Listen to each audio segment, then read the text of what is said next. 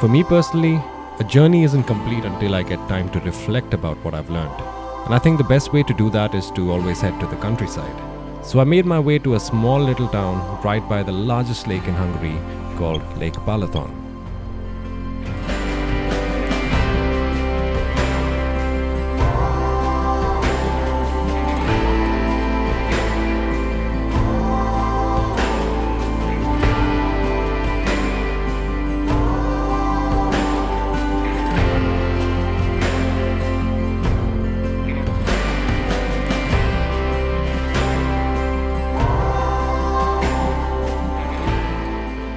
Having grown up in small little towns around India, I've always had a special place for them in my heart.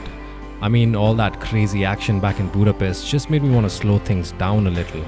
And there I was, staying in a tiny little suburban house on a street with absolutely no traffic, sidewalks with hardly any pedestrians, beautiful town center with just a few places open, and a small little pier looking out into this ocean of a lake. But a short bus ride from here along the lake takes you to one of the most spectacular villages in Hungary, Tihany.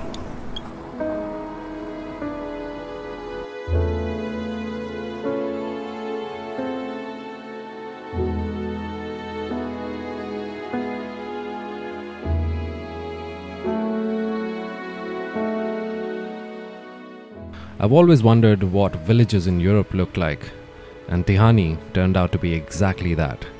Life seemed peaceful around the Balaton, with tiny little walkways leading you through beautiful homes and the cute little roofs. The sound of bells filling the air from the only church in the entire village. Small little boutique ice cream stores and restaurants, and an amazing view as far as the eye can see. I mean, this village was something right out of a storybook. But when the sun decided to set, I just couldn't believe my eyes.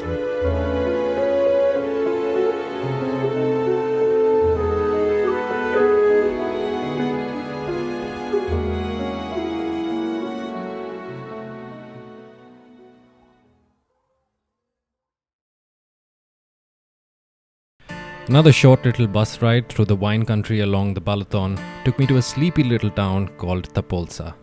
Now, I've been to many lakes in my life, but what I had never seen is what was beneath this very town, an underground lake.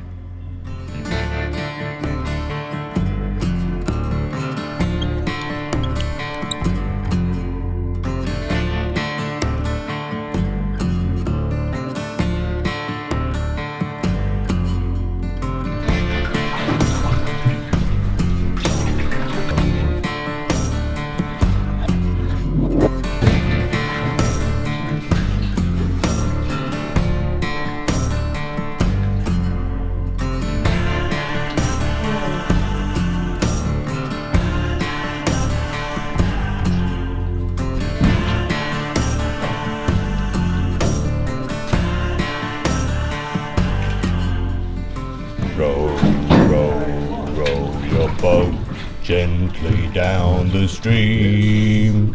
Merrily, merrily, merrily, merrily, life is just a dream. Row.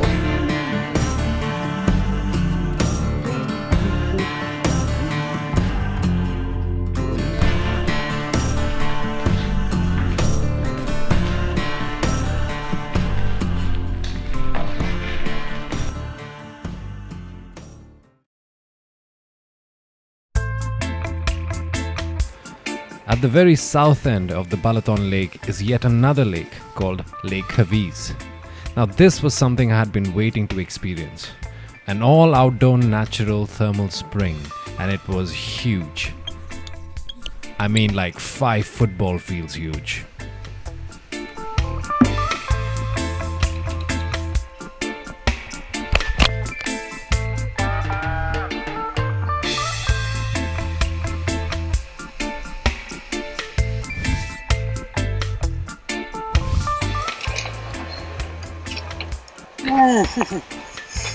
Cold, cold, cold, cold, cold, cold.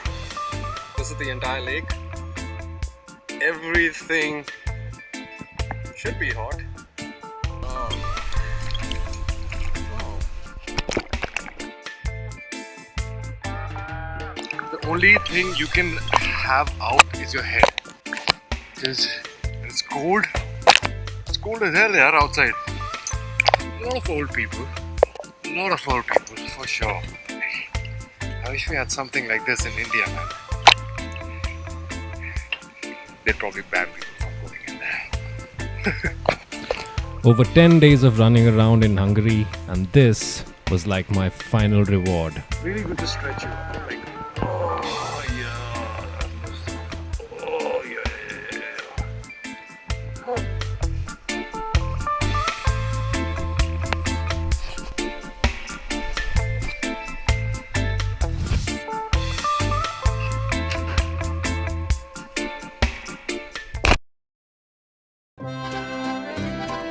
So, I traveled around Hungary for almost 2 weeks, and I know that I had the choice of exploring other bordering countries like Croatia, Austria, Slovakia, or even Germany, but I didn't. Why? Because all I wanted to do was to get a taste of Europe without really having to do the math or pull out my currency converter app every single time. Because let's be honest, I am your average Indian after all. To break things down, I did this entire 2 weeks in just under a lakh rupees. That's including my flights both ways. I stayed in pretty pimped-ass places for Indian standards, my favorite being this New York-themed apartment in Budapest. I realized going out drinking in Budapest is much cheaper than any damn Indian city. Food. I didn't think twice before entering any restaurant. In fact, I'd order the most exotic dish on the menu every other day. But besides all the petty money talk, I had an experience I can never forget. I met people like Matt, who willingly took me around the city and also helped me plan my entire trip around Hungary. Melinda, who not only took me to a curling tournament but also introduced me to Sabi, whose story is nothing less than an inspiration to every artist. Sabi made my dream come true by calling the gypsy jazz band Canaro to the radio station.